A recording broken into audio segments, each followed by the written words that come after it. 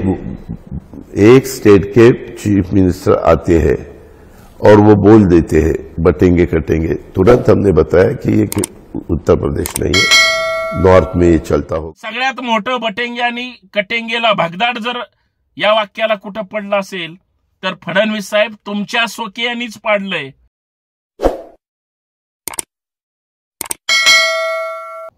बटेंगे तो कटेंगे या वाक्याच्या अजित पवारांनी चिंधड्या उडवल्या।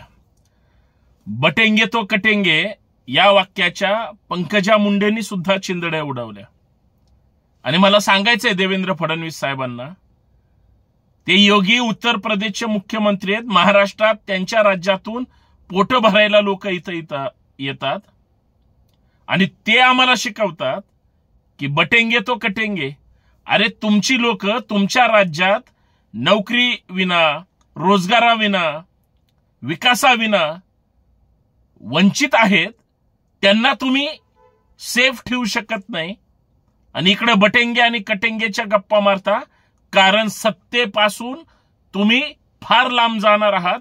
आणि म्हणून अजित पवार असतील किंवा पंकजा मुंडे असतील यांनी बटेंगे तो कटेंगे या वाक्याच्या म्हणजे चिंधड्या तर उडवल्याच, परंतु त्यांची जी महायुती नावाची गोष्ट आहे उसकी भी धज्जियां उड गई असं म्हणायला हरकत नाही। याचा अर्थ यांच्यामध्ये एक वाक्यता नाही असं म्हणायला हरकत नाही। बटेंगे तो कटेंगे हे कुणाच्या विरोधात आहे? एक आहे तो सेफ आहे, कुणाच्या विरोधात आहे? अरे सरकार तुमचं, राज्यकर्ते तुम्ही, आणि तुम्ही कुणाला घाबरताय? कुणापासून घाबरवताय? भारत माझा देश आहे, सारे भारतीय माझे बांधव आहेत, या प्रार्थनेच्या चिंधड्या उडवण्याचं काम, अर्थात त्या प्रार्थनेचा अवमान करण्याचं काम कोण करतंय? आम्ही कालही एक होतो, आजही एक आहोत आणि उद्या सुद्धा एक राहू, हे अजित पवारांनी सांगितलंय, पंकजा मुंडेंनी सांगितलंय।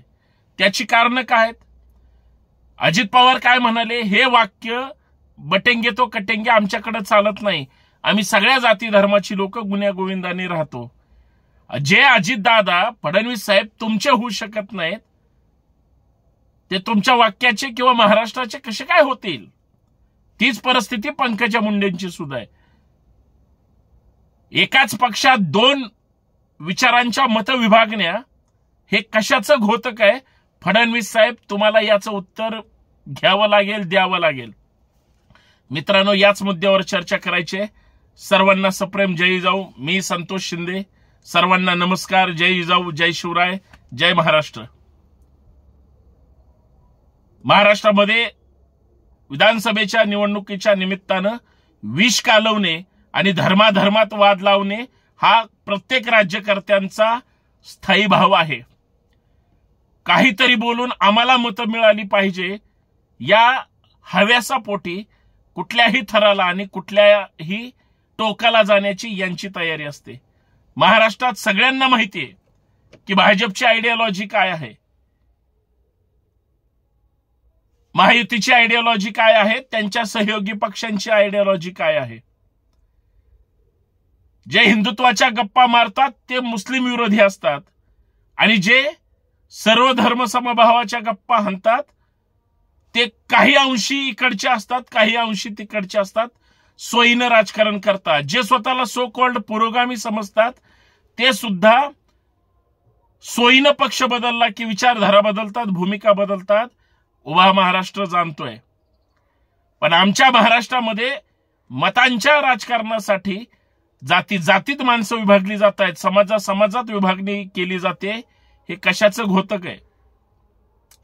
मित्रांनो, माझी एवढीच विनंती आहे की या व्हिडिओच्या माध्यमातून समाजाचं प्रबोधन व्हावं आणि वेगळे वेगळे चेहरे निवडणुकीच्या निमित्ताने तुमच्या समोर जरी येत असले तर हे स्वार्थी आहेत, स्वतःच्या स्वार्थासाठी वेगळी वेगळी भूमिका घेतात, परंतु वेळ आली की पहाटेची शपथ घेतात किंवा पक्ष फोडण्याचं काम करतात आणि गप्पा हाणतात, बटेंगे तो और भी लढेंगे। हे साप खोटं आहे। मला सांगा,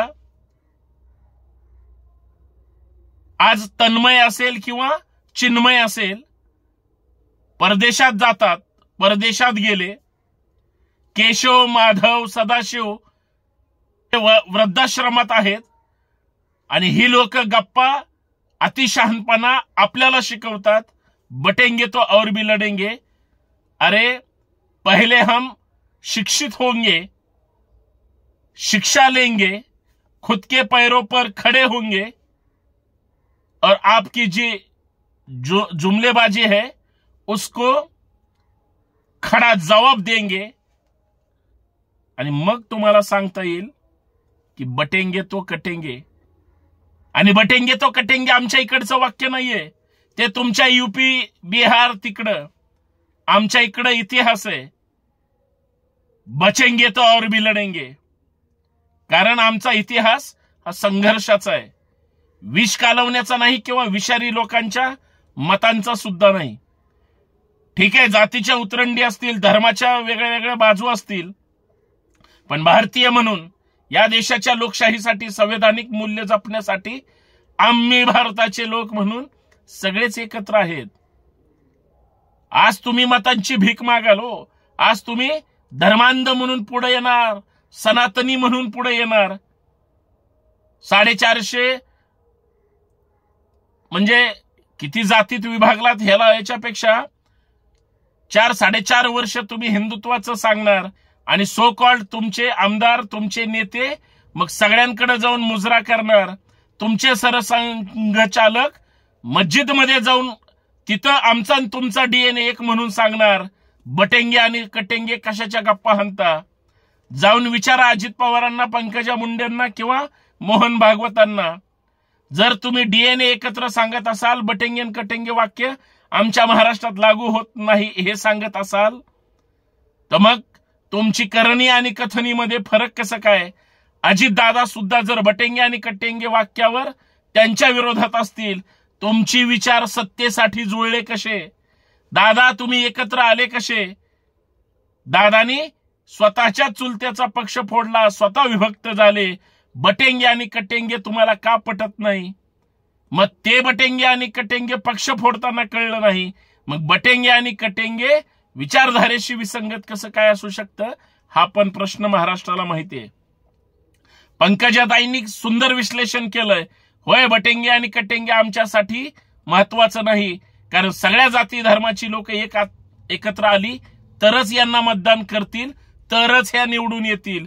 तेच काय, तुम्ही आम्ही प्रत्येक जण एकत्र असू तरच निवडून येऊ, अन्यथा एका जातीचं मत नाही पुरत, 2 जातीचं पण मत नाही पुरत। मत ही सगळ्यांची एकत्र लागतात तर चालतं। म्हणून सगळ्यात मोठं बटेंगे आणि कटेंगेला भगदाड जर या वाक्याला कुठं पडलं असेल तर फडणवीस साहेब तुमच्या स्वकीयांनीच पाडलंय। बाकी तुम्हाला फाळण्या सगळ्याच करायच्यात, विस्तृत बोलेनच, परंतु अजित पवार बोलले, पंकजा मुंडे बोलले किंवा काही महिन्यापूर्वी मोहन भागवत एकत्र येत होते, ते बटेंगे तो कटेंगे ह्या वाक्याला खरं तर विरोधाभास करणार आहे, हे तेवढंच लक्षात ठेवलं पाहिजे। बाकी फडणवीस, त्यांची जनता, त्यांचे पदाधिकारी, कार्यकर्ते, भक्त, चेले चपाटे सगळे या वाक्याला कशा पद्धतीने घ्यायचं आता समजून घेतील। धन्यवाद। जय जाऊ, जय शिवराय, सत्य की जय हो।